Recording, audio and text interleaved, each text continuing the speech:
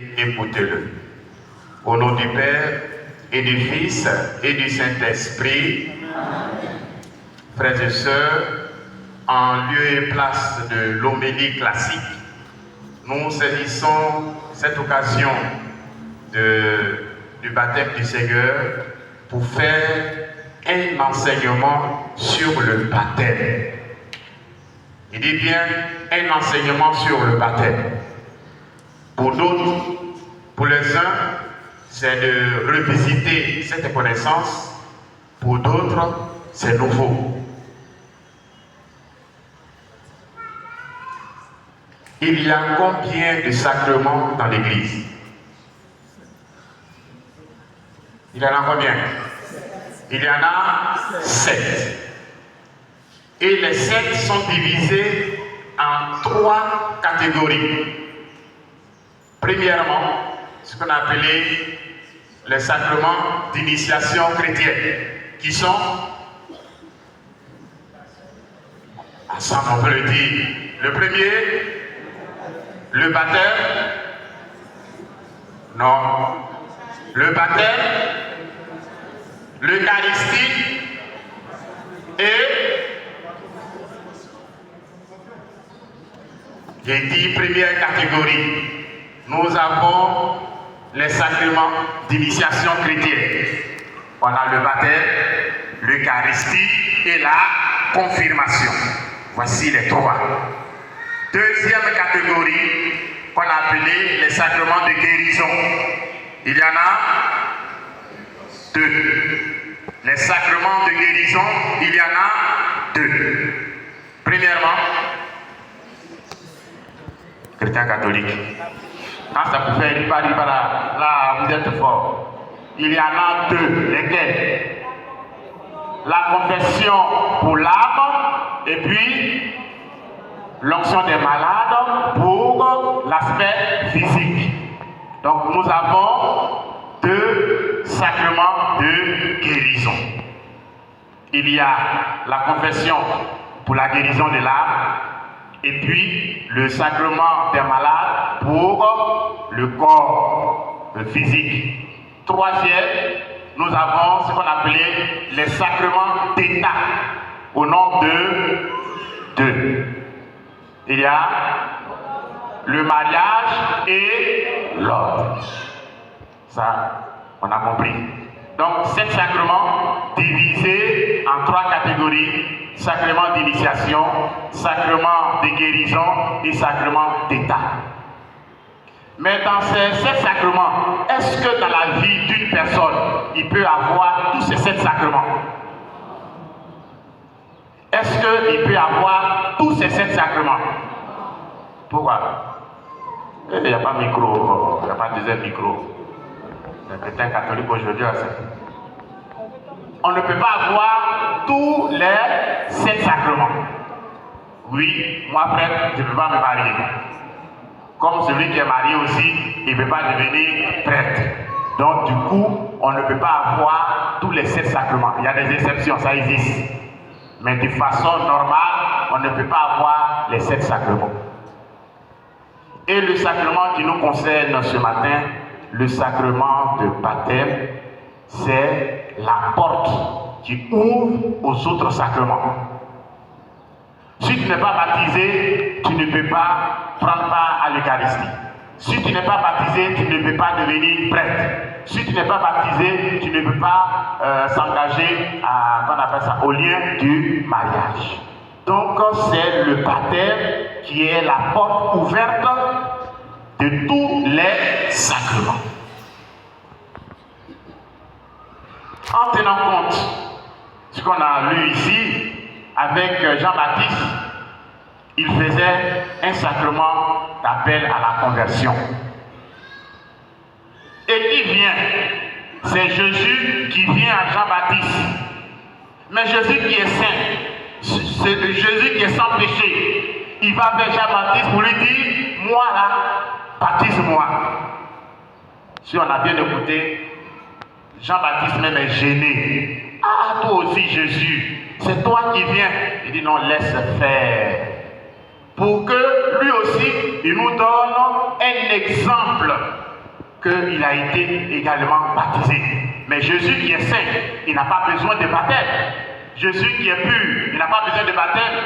Mais en solidarité aux gens humains, Jésus va se laisser baptiser. Et en dernier ressort, c'est Jésus lui-même qui, avant de quitter cette terre, va donner les recommandations.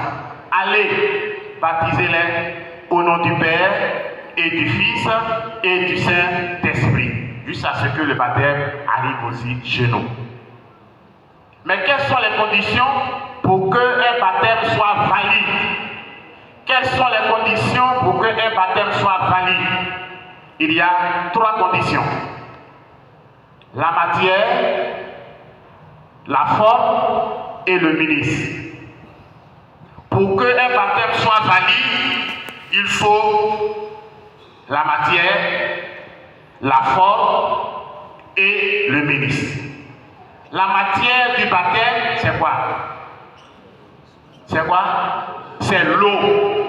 On n'a pas dit c'est bien. On n'a pas dit c'est Coca-Cola. On dit c'est l'eau. Que ce soit ça l'eau, c'est l'eau. On a compris? Donc, la matière du baptême, c'est l'eau. La formule.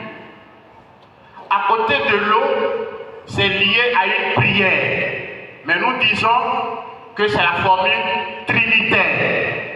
Je te baptise au nom du Père et du Fils et du Saint-Esprit. Il y a un changement. Je te baptise au nom du Père et du Fils et du Saint-Esprit. Donc on baptise sous la forme trinitaire. Vous avez entendu dans l'évangile, Jésus était là. L'Esprit Saint est venu sous la forme de colombe et la voix du Père a tonné pour dire « Celui-ci est mon Fils bien-aimé ». Donc dans l'Église catholique, nous baptisons sous la forme trinitaire, au nom du Père et du Fils et du Saint-Esprit. On ne baptise pas au nom de Jésus. Nous on baptise au nom du Père et du Fils et du Saint-Esprit. C'est sur la forme trinitaire. C'est pourquoi l'Église catholique ne reconnaît pas d'autres baptêmes. En disant seulement, je te baptise au nom du Père. Et puis on s'arrête là.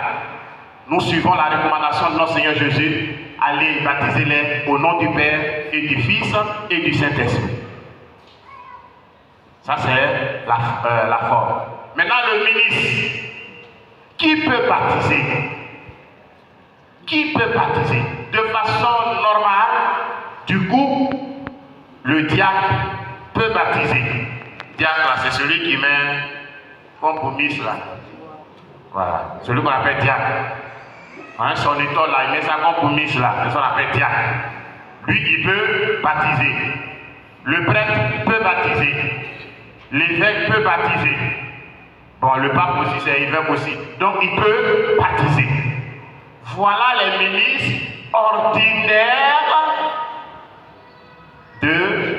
du baptême. Mais un laïc, un fidèle laïc peut aussi baptiser. Vous avez compris? Vous, chacun de vous peut aussi baptiser. Mais l'Église dit en danger de mort. Je dis bien, l'Église dit en danger de mort. Par exemple, je touche de bois, il y a eu un accident, et quelqu'un dit, ah moi, c'est vrai que je vais mourir tout de suite, mon frère baptise-moi. Mais d'abord, c'est lui qui demande de le baptiser. Donc, fidèle laïc, la même chose, vous prenez l'eau, qui est la matière, vous dites la formule, je te baptise au nom du Père et du Fils et du Saint-Esprit. Celui-là, il est baptisé. Personne n'a compris? Maintenant, il peut arriver qu'il ne meurt pas. Donc vous allez sur une paroisse et vous dites que moi, Monsieur Gabin, j'ai baptisé telle personne et on l'inscrit dans le registre. Donc, les ministres ordinaires du baptême, le diacre, les prêtres et les évêques. Les ministres extraordinaires, ce sont les fidèles laïcs. Mais, il ne faut pas venir te dire que tu as vu ta grand-mère, les coucher, tu dis, elle va mourir, moi-même là, je vais la baptiser. Ce n'est pas ça. On dit en danger de mort. Ou bien, si par exemple, la parence est éloignée, oui. Mais on ne regarde pas son frère et dit, moi, quand je te vois là, je vais te baptiser. Non. Donc, les ministres ordinaires, ce sont les frères, le diacre. Les ministres extraordinaires. Troisième, quels sont les effets du baptême sur notre vie? Il y en a 3. Qu'est-ce que le baptême fait dans notre vie? Il y en a 3. Premièrement, le baptême efface le péché originel. Le premier péché de nos parents. Voilà le premier effet du baptême. Donc le jour où on te baptise là, on a effacé le péché originel. Est-ce qu'on a compris? On a compris? Donc quelqu'un qui est baptisé tout de suite, paf, s'il meurt, il est au ciel. Parce qu'il vient de mettre son compteur de péché à 0. Mais est-ce à dire que c'est l'acte de baptême là qui sauve? Oui, si l'acte de baptême peut sauver, si en même temps qu'on te baptise, tu meurs. Mais c'est la vie baptismale qui sauve. Qu'est-ce que maintenant tu fais de ton baptême? Il ne faut pas prendre le baptême comme un diplôme. Moi j'ai été baptisé au temps de Canton. J'ai été baptisé au temps de Père Évariste. Ce n'est pas un diplôme. C'est une vie avec Jésus-Christ. De par notre exemplarité de vie, c'est ça qui va nous sauver. Donc ne prenez pas, moi j'ai été baptisé, ça ne fait rien. Ah non, hein? C'est un engagement, c'est une vie, c'est une approche. Donc, le premier effet, c'est d'abord qu'on appelle ça, je dirais supprimer le péché originel. Le deuxième, le baptême nous incorpore au Christ. Désormais, avec Jésus, par le baptême, je suis ami avec Jésus. On dirait, Jésus, ton pied, mon pied. On est désormais amis et on marche ensemble. Troisième effet, c'est que désormais, avec le baptême, nous formons une seule et même famille qu'est l'Église.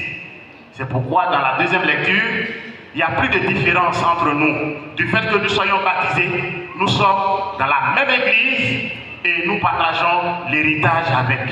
Désormais, il n'y a plus de Bété, il n'y a plus de gourou, il n'y a plus de burkinabé. Seul le nom de Jésus-Christ fait de nous une même et même famille. Donc, les effets, il y en a 3. Ça nous enlève le péché originel, ça nous incorpore au Christ comme amis et nous formons désormais une même et même famille. L'autre question qu'on se pose, que certains nous posent, en disant, mais vous les catholiques, Jésus a fait le baptême par immersion. Mais vous, c'est petit gouttelettes d'eau là que vous mettez sur les gens. Ça aussi, c'est le reproche qu'on nous fait, c'est ça? Voilà. Je me rappelle bien qu'à Oubé, il y a un groupe qui allait faire baptême par immersion. Le baptisé, le baptiseur, ils ont été emportés par l'eau. Oui, ils ont été emportés par l'eau. Le baptême par immersion a existé dans l'Église catholique. Le baptême par immersion a existé dans l'Église catholique. Peut-être pas chez nous, mais quand vous allez en Europe, dans les églises, il y a un bassin comme piscine. Et les gens y entraient comme on le fait par immersion. Mais il s'est avéré que par décence, les femmes qui entraient dans le bassin, c'était pas joli. Donc l'église a dit, on n'est pas venu pour ça. Ce qui compte, c'est l'eau, la forme et le ministre. Ce n'est pas que tu rentres sous la mer qui est le vrai baptême, mais c'est l'eau, la forme et puis le ministre. C'est ce que nous avons adopté maintenant. Pour question de décence, c'est tout simple. C'est pour question de commodité. Mais pour nous, le plus important, c'est la matière, le ministre et puis la forme. Autre question qu'on nous pose, mais vous, les chrétiens catholiques, là, vous baptisez les enfants. Ils n'ont pas l'âge de maturité. Ils ne savent même pas ce que c'est et vous les forcez à les baptiser. Ça, c'est venu d'un groupe qu'on appelle les anabaptistes qui ont refusé ce cas-là à l'église. L'église va répondre pour dire, Jésus lui-même a dit à ses disciples, laissez venir à moi les enfants. Jésus lui-même, laissez venir à moi les enfants. Et nous allons trouver dans les actes des apôtres que les apôtres baptisaient. Et on disait, ils baptisaient toute la famille. Quand on parle de toute la famille, papa, maman et puis les enfants. Donc vous voyez que le baptême des enfants, pour nous, chrétiens catholiques, c'est de donner ce qu'on a de meilleur, de beau, de merveilleux à nos enfants comme héritage, c'est de les baptiser. Pour les anciens, ils diront, en son temps, dans une famille chrétienne, c'est après 8 jours qu'on baptise les enfants. Je dis bien, après 8 jours, on baptise les enfants. Aujourd'hui, on entend, on dit non.